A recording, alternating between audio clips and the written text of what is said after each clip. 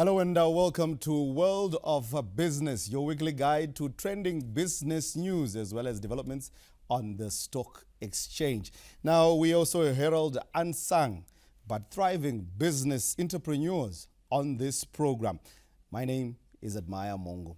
Now, as Zimbabwe commands global attention at World Expo 2025 in Osaka, Japan, its re-engagement efforts and open for business mantra take center stage. Now, this discussion critically examines whether the participation at the expo marks true transformation or is a polished projection. How will this expo impact on Zimbabwe's growth trajectory? Now, more of that when we have Zimtrade's operations manager, Similo Nkala, in the next segment, and he will help us understand. But first, we give you the exchange rate as of today.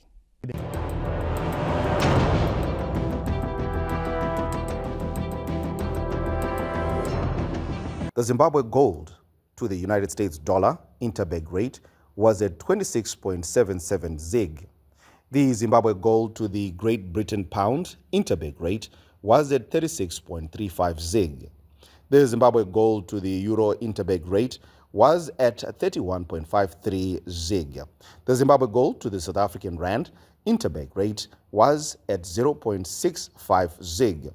The Zimbabwe gold to the Botswana pula interbank rate was at 1.93 ZiG.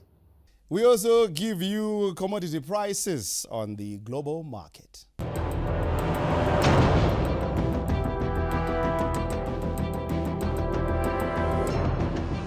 Gold per ounce traded at $3,376.56 after it went down by 0.32 percentage points. Silver per ounce traded at $39.21 after it went down by 0.75 percentage points. Copper per pound traded at $590.85 after it went up by 1.53 percentage points. Platinum per ounce traded at $1,411.30 after it went down by 0.78 percentage points. Now that's it for this first segment. We'll take a short break. Join us. We'll be back shortly.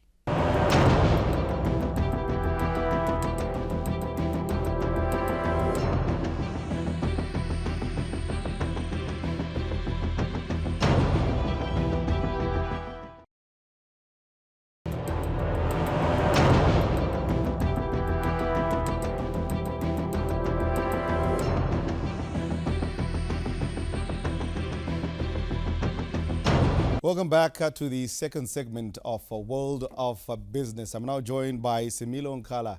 He is the Zimtrade's operations manager. Similo, it's good to have you on World of Business. Thank you. Definitely. Now, in this segment, we are focusing more on the opportunities that will be brought through, especially the Osaka platform, and how they're going to drive economic growth within the economy. So the first question, Similo, would always be, how significant is participating in this expo? Thank you. I think the key significance of our participation at Osaka World Expo is that it's providing us a platform in terms of us positioning our country, in terms of we have to promote brand Zimbabwe. I think that's the most significant part of our participation at Osaka. The key thing is that with this expo, they're expecting about 28 million visitors, of which 3 million of them are from all over the world. So you will find that it gives us a platform to promote our trade, our investment, and our tourism opportunities. Of course, it's not our first participation at this expo. Previously, obviously, we've been going through it. Has there been any gains over the years?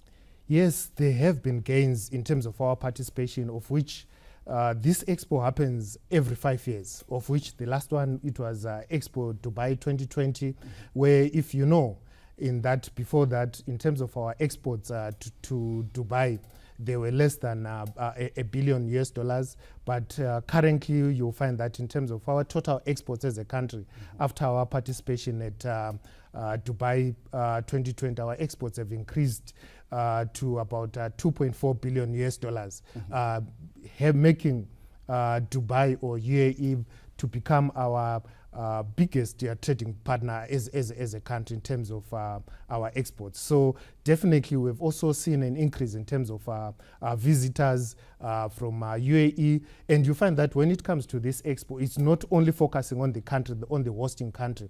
It also gives you an opportunity to market your country especially on the tourism, trade and investment side from all over the world. I'll just give you an example. For Osaka, there are more than 150 countries and international organizations that are exhibiting as well at Osaka 2025. So it provides you that platform to market your trade, investment and tourism opportunities that are available as a country. But some people would then want to ask in terms of what type of companies are we finding attending the expo, and which sectors are we talking about? There are quite a big range of companies that are participating in the expo. Firstly, I will talk about those that attended our business forum, which happened last week on the 15th of July, which was presided over by His Excellency, the President of Zimbabwe, Dr. E.D. Mnangagwa, where we had more than 100 Zimbabwean companies that participated in the business forum. And this provided an opportunity for some of our companies that are in the mining, tourism, agriculture sectors to have an engagement with either potential buyers or potential partners to come through and partner with our companies here in Zimbabwe. And also what we've done, each country has been given a commercial store at the expo. And we've got, working with the Ministry of SMEs, we've got quite a range of products from all of the country's provinces where we have got products, whether it's your arts and crafts products, that are being exhibited at the country's commercial store. Now, of course, Zimtrade participating and facilitating this expo. What's the role of Zimtrade? In terms of our role as Zimtrade, as you know, when it comes to the expo, it's not as more about Zimtrade. It's more at our country level. So for us as Zimtrade, we're more of the leading agent in terms of our participation at Expo 2025. What happened is that in terms of our preparations for our participation, there was a national coordinating committee that was formed to drive Zimbabwe's participation at Osaka 2025. So you find that we had companies like ZTA, ZIDA, OPC, the Ministry of Industry and Commerce, our parent ministry is Zimtrade, which is the Ministry of Foreign Affairs and International Trade, National Arts Council. They were there, and about 6 committees were also formed to drive our participation at Osaka 2025. Some of the committees included the exhibition part, which was driven by the private sector, where we had Mars being part of the co-chairs of that committee. So for us as Zimtrade, our role there was more to be the leading organization, with our CEO, Mr. Alan Majuru, being the Commissioner General for our participation at Osaka 2025. Definitely. Now, you talked about the previous years generating a lot of leads and business being conducted during these expo. Now, what are the strategies that are going to be implemented to convert a lot of interest that will be generated throughout this expo into tangible business partnerships? In terms of the strategies, we've come up with a comprehensive follow-up mechanism for our participation at Expo 2025.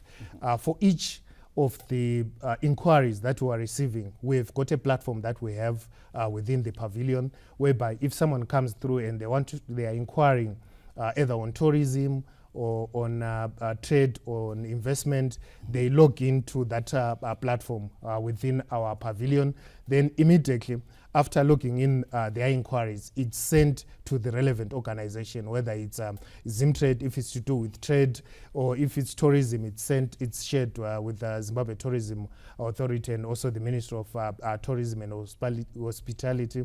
Then when it comes to investment-related issues, they are also shared with ZIDA. If it's to do with mining, they are shared with the Ministry of Mines and also the Chamber of Mines. So there are follow-ups that are being done. And also, you find that even the hosting of the business forum, it was also a start in terms of the follow-ups, in terms of the key issues or inquiries that we are receiving from the pavilion, whereby there were B2B engagements soon after the business forum. There were some B2B engagements, and also as part of our participation, we had 4 MOUs that were signed with the Ministry of Tourism and Hospitality, signing an MOU with their counterparts in Japan, as well as the Ministry of Mines also signing an MOU as well, and also the Ministry of Industry and Commerce. So MOUs, we know it's not doing business, but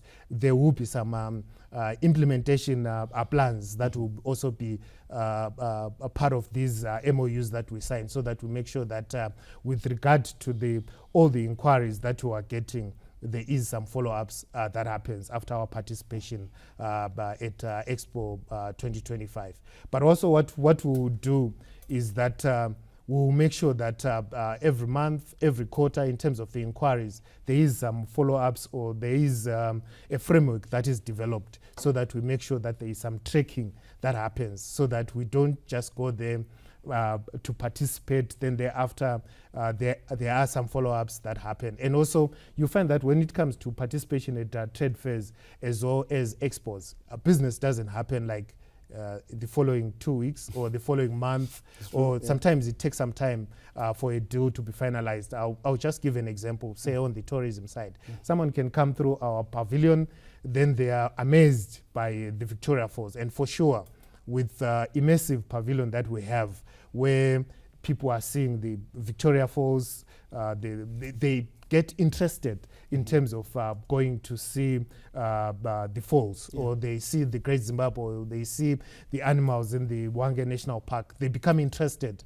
in terms of visiting Zimbabwe. They've already have plans, say, for the next month in terms of what they are doing, but maybe they want to have their holiday maybe after 3 months or after 6 months. So definitely for you to make sure that you get the gains from your participation at the expo, there is need for some follow-ups. So those particular organizations like Zimtrade on the trade side, they are being given the inquiries, ZTA in terms of tourism, Ministry of Mines and Chamber of Mines on the mineral side, on the agriculture side, organizations like ADA, the ministry itself, the Ministry of Agriculture, those things are being shared with them. But of course, whenever there's leads, then interest will then come from that. True. And one of the things that the government is put in front is the fact that the ease of doing business, especially for foreign investors, should be made such easy to a point whereby it's easy for them to then engage in business. True. Yeah. Are you also involved in making sure this happens? Yes, we are very much involved as Zimtrade on the issues to do with ease of doing business, although our focus will be more on issues to do with ease of doing export business. So we are very much involved. You find that we receive inquiries or information from our exporters on issues to do with whether it's to do with the cost of the export permits, the number of export permits, and we've been engaging the relevant authorities in terms of reducing some of the cost or removing some of the permits that I like the term that you put there, engaging, and engaging is the next question in terms of Zimbabwe as an overall engaging and re-engagement. But we'll ask you that when we do come back. We'll take a short break. This is The World of Business. Stay tuned.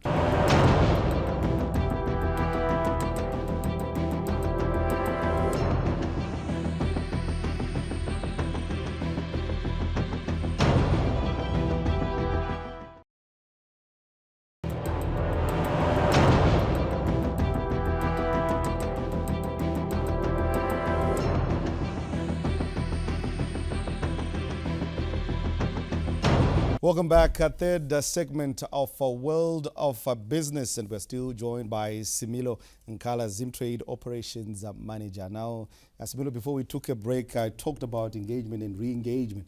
And one of the things that Zimbabwe is leveraging on is, especially its participation at the Expo, is to strategically diversify its trade routes and expand access to new markets such as Japan and broader Asia. Now, what is the anticipated impact of this diversification on the Zimbabwe's trade balances? Okay, I think firstly, during the business forum that was held on the 15th of July, and also during the National Day on the 16th of July, His Excellency, the President of Zimbabwe, Dr. E.D. Mnangagwa, made a clarion call in terms of Zimbabwe is open for business, and he made it very clear. And also, I think the drive at the present moment is more to do with economic diplomacy, and also the issue of engagement and re-engagement. You'll find that at the present moment, when it comes to our export profile, about 70 or so % of our exports are going to the UAE, South Africa, and China. So there is a need for us to diversify our exports. Zeroing in now in terms of your question, in terms of about diversification, there is a need for us to look into the issues of diversifying our export markets. So as I mentioned, that in terms of the number of countries that are exhibiting or participating at Osaka 2025, more than 150, which also includes international organizations. It's another strategy for us to look into the diversification of our export markets. Also, as Zimtrade, we have conducted quite a number of outward missions, market surveys to diversify our export markets. You find that with the coming in of the FCFTA, we know that most of our trade right now, it's more to do with the SADC and COMESA countries. So we have conducted market surveys in countries like Equatorial Guinea, Nigeria, Senegal, Ghana, just to diversify our export markets. And also we have also conducted market surveys in countries like Indonesia. Recently this year we also did a market survey in Singapore, just as our strategy in terms of the diversification of our export markets as a country. But also when we're talking about the diversification, we are not only focusing on the diversification of markets. We are also pushing the diversification of also products. You find that on the trade side, there are products that have been doing well.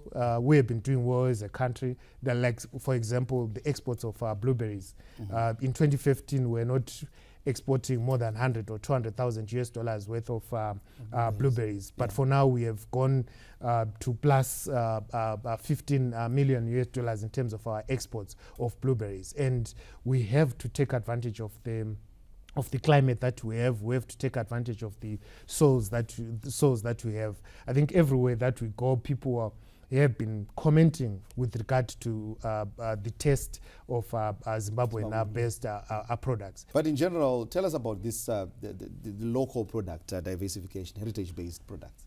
Okay, I was saying also what we are also promoting is the heritage-based products, which includes your marula oil, baobab powder, baobab oils, and other trees and fruits that we have as a country. And also as part of our pavilion, we have the Mafura wine that we are also exhibiting at the commercial store, which is part of the our drive to diversify our exports. I know people usually ask in terms of the potential of some of those products in the global market.